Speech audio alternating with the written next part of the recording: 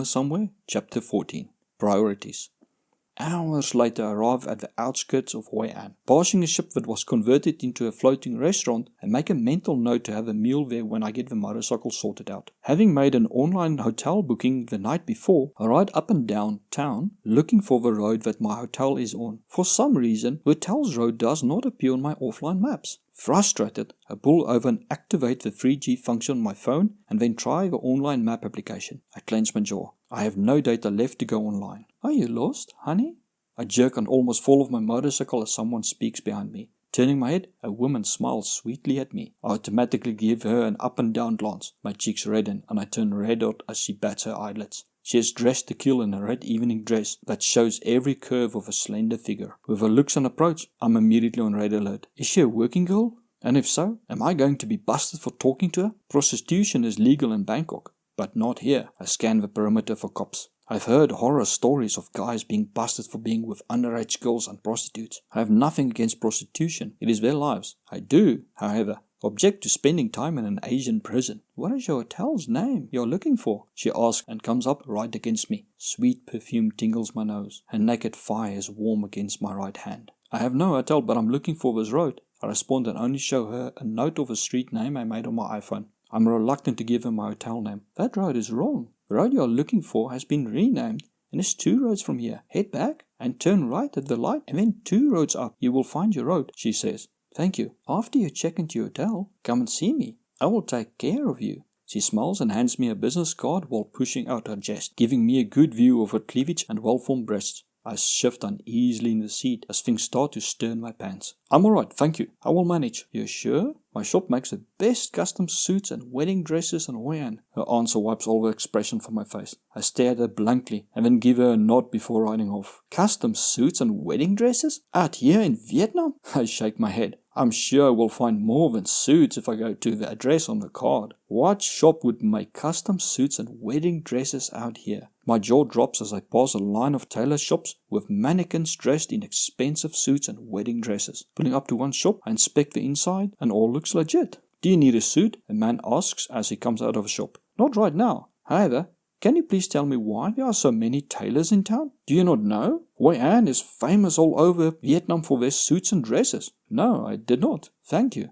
I reply and then continue to my hotel. I have to admit, their customer recruiting methods are as strange as the city's history. Not that I mind too much. Hoi An is a World Heritage Site due to the well-preserved ancient town with buildings dating back to the 15th century. Originally called Lam Ap Pho or Champa City, in the 1st century it had the largest harbour in Southeast Asia. When the Ngu rule collapsed and was replaced by Emperor Chalong at the end of the 18th century, Da Nang replaced Hoi An as a main port of trade. For over 200 years, Hoi An remained almost untouched. A little annoyed, I ride up and down the road. My hotel should be on. The numbers are not in numerical order, and passing a gas station for the 2nd time, I pull in and ask a local for directions. My hotel turns out to be a short distance up the road from a gas station, nestled between other hotels and hard to find without directions. The hotel is nice and clean, with my room on the 3rd floor. I have a balcony with a view of the road and a bit of the city. What is even more important is that the room has a large bath.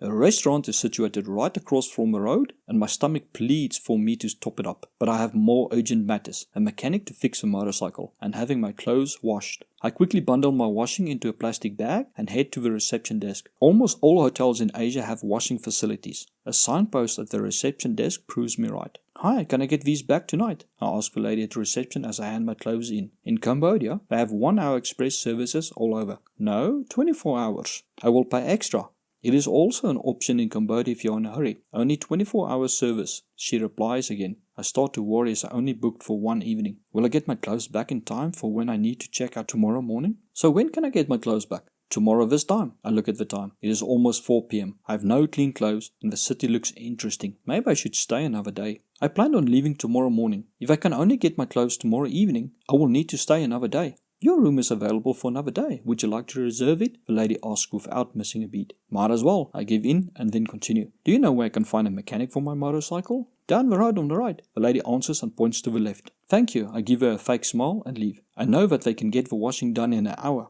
Few travelers check in early in the morning. Thus, with no express service, you will have to stay another day in order to get your clothes washed. I let it be and go in search of a mechanic. It turns out to be easy to find. Just look for broken motorcycles outside on the road next to a shop. Hi, I have a problem with my motorcycle. Can you have a look? I ask the mechanic as he comes out of his shop when I park the motorcycle. He gives me a blank stare, turns around and walks into a small restaurant next door. Undecided whether to follow him into the restaurant or leave, I wait. Moments later, he returns with a lady. What is the problem? She asks. The engine has no power. I think there's something wrong with the carburetor. The lady translates and then listens to his reply. He will have a look. With that, she turns around and heads back into the restaurant. The mechanic motions for me to hand him the keys and then proceeds to take the motorcycle for a test drive. On return, he parks the motorcycle and then heads straight for the restaurant. Moments later, the same lady comes over to me. He says there's a big problem. He must leave a motorcycle overnight and he will see what he can find. I shake my head. From multiple experiences in Cambodia, I have learned that few mechanics actually know more than the simple mechanical workings of a motorcycle and just keep on replacing parts until the problem stops at your expense. Once I had to pay for a new battery, new ignition, new starter coil and new voltage regulator when the fault turned out to be a broken electrical wire.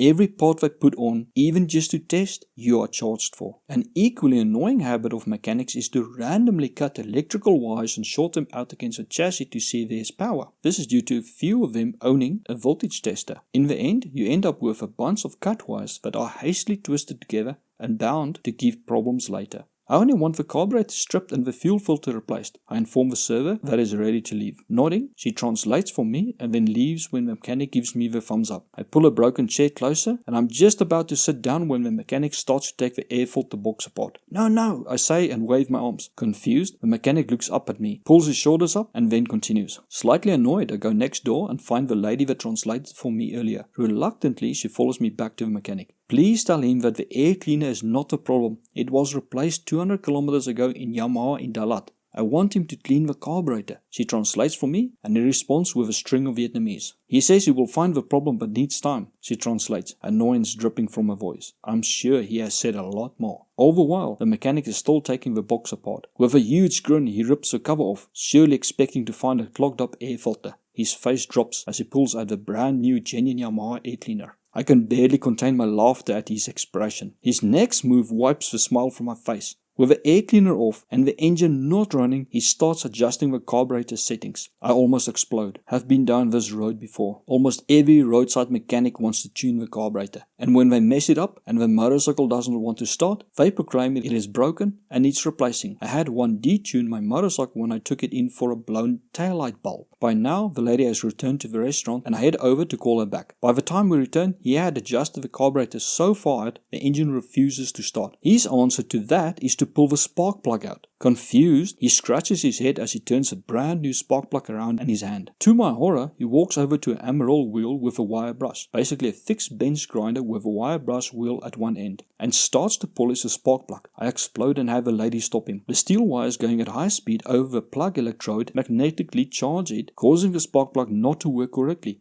I say to the server, who gives me a blank stare. Putting the spark plug on that machine breaks it. I try again, and she translates. He says you can pay for a new one, she replies. My jaw drops. With a sigh, I nod yes to paying for a new spark plug. While he installs a new spark plug, the lady sneaks off. I do not blame her. With a new spark plug installed, the mechanic tries to start the engine. His shoulders hang as he distraughtly looks at the engine. Just as I'm about to go fetch the lady again, he attacks the carburetor with a screwdriver and adjusts the settings while cranking the engine. Eventually the engine sputters to life. With the engine barely running, he takes it out for a test drive. On his return, he goes to get the lady next door. He says the problem is fixed, she says, and walks away. By now, my patience has been tested to the limit. For no, nothing has been fixed. I suspect that there may be dirt in the fuel line or the carburetor. It is possible that while standing, the dirt in the line or carburetor could have run back, opening the blockage. This means that a few kilometers down the road, my problem will return. In desperation, I call Simon from Saigon Minx and explain the problem to him and ask him to translate to the mechanic that I want the carburetor stripped and the fuel filter replaced. Simon translates to his Vietnamese mechanic partner, who then translates to the mechanic I am with. Proud that things will finally get moving in the right direction, I sit down on a chair. To my horror, the mechanic hands me my phone back and then proceeds to put all the covers back on my motorcycle. I clench my jaw and contemplate calling the lady over again. Just as I'm about to jump up and fetch the lady, something on the ground in a corner catches my eyes. A smile fills my face. I pick a half-assembled carburetor up and pull the lid off, then grab a paintbrush he uses to clean parts and brush the inside of a carburetor as if cleaning it. The mechanic looks me up and down for a second,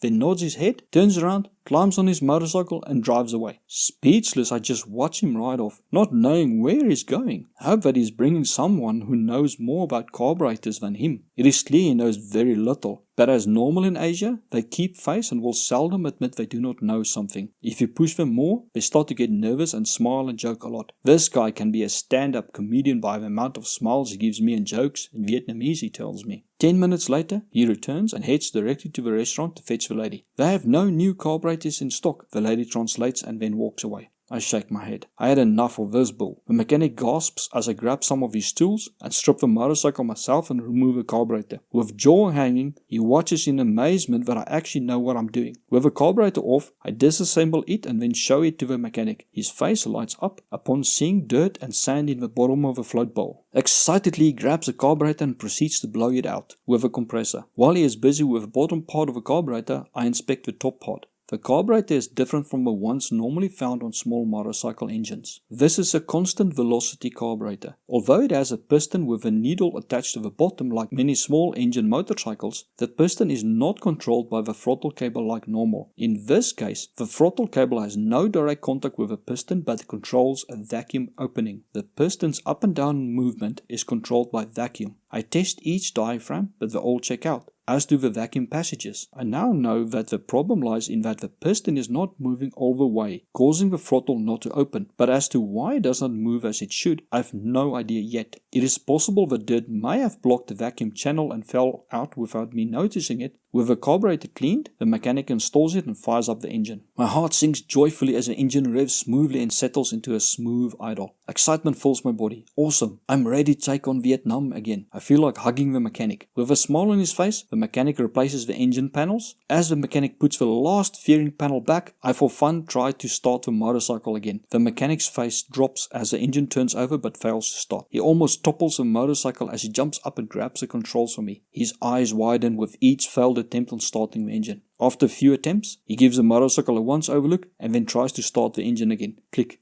click. Now the starter does not even engage. With a horrid look on his face, the mechanic keeps on trying to get the engine to engage. Click, click is all he gets. By the time he gives up, he looks ready to drop down on the ground crying. To my surprise, he holds out and walks over to his toolbox. I shake my head. His solution to the starter not engaging is trying to tune the carburetor. I stop him, knowing that the carburetor setting is correct and in any case has nothing to do with the starter not engaging. However, he insists it is the carburetor, so let him be, but count the number of turns he adjusts the settings. My jaw drops as the engine turns when the mechanic tries it again after working on the carburetor. He shoots me a victory smile. I just shake my head. There's no way that should work. The mechanic, to my surprise, pulls out the spark plug and tests for a spark. A smart move. Finding no spark, he replaces the spark plug and then proceeds to remove the back fairing panel to get access to the electronics. For fun, I try the engine. We both look in surprise at each other when the engine turns over and catches immediately. The mechanic gives me a suspicious look, and I can almost read his mind. I'm fooling with him. I shrug my shoulders, causing the mechanic to stare at the electrical wires with a baffled look on his face. The spark plug wire has rubbed against the frame, but the spot was repaired with electrical tape. The mechanic replaces it just to make sure. With the engine still running, he proceeds to pull on the wires. The guy almost kisses me when the engine dies immediately when he pulls on the wires. Letting it go, he starts the engine again and it pulls on the wires again. Immediately the engine dies. Not having seen any voltage tester, I fear he will cut each wire and search for a broken one. The mechanic surprises me by zip tying the wires together against the chassis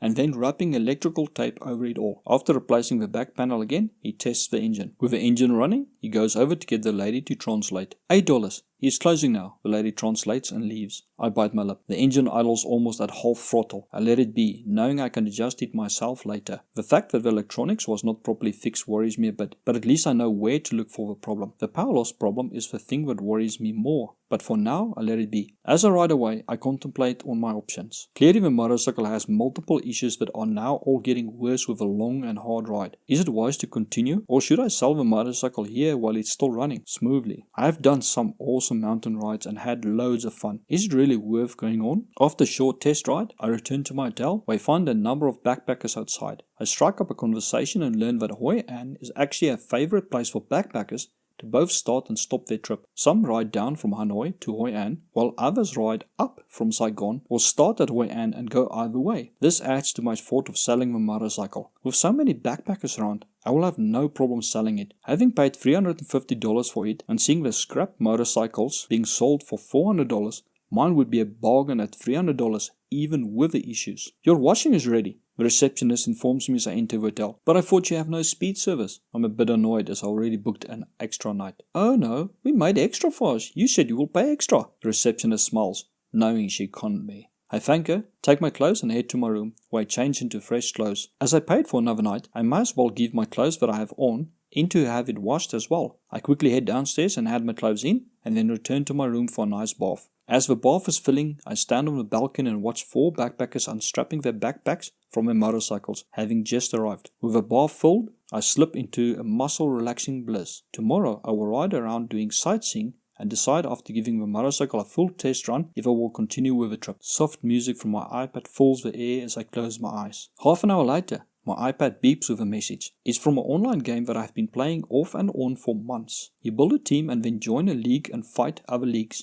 I've made friends with other team members in the league and have enjoyed the banter and jokes. However, as the game is geared towards making money, you have to spend a lot of money buying stuff to fight and upgrade your team, or you have to play long hours to earn those things. Being competitive and not wanting to let my league down, I've started to spend too much time online, and I feel it is starting to interfere with my writing. A heavy decision presses down on me. As I'm not spending any money on the game, I cannot just now and again join a league fight. I either have to keep investing a lot of time or quit playing the game totally. However, that means no more jokes and banter with my friends. As each league can only hold a certain amount of members, they cannot afford to have one sitting idly by. I will have to leave a league. A number of members have dropped over time and new ones joined, so I'm one of the older members. I bite my lip. Dedicate all my time to writing books or chat with friends online and play games. The decision is clear. With a heavy heart, I write my intention in a message to the team that I will help them with this one last fight and then leave the team. To my surprise, the team leader comes back that he and his wife who started the team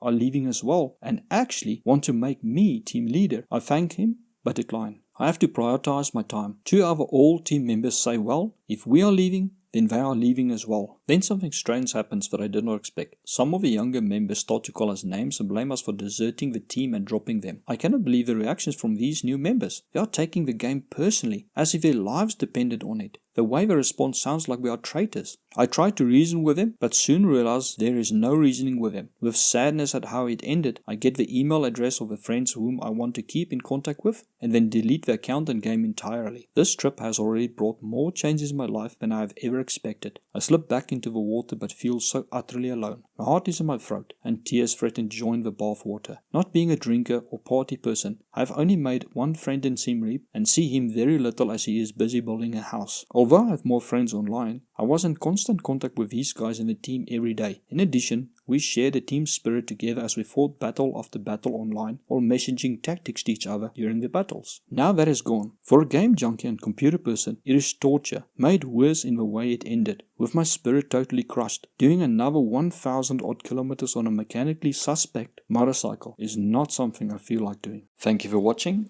If you enjoyed this video, please give it a thumbs up and share it with your friends. Also consider getting the book from the links in the description below, or buying me a cup of coffee from the PayPal link in the description below. This will enable me to continue making videos like this. For guidebooks about motorbiking in Cambodia and Vietnam, as well as other travel guidebooks, see the links in the description below.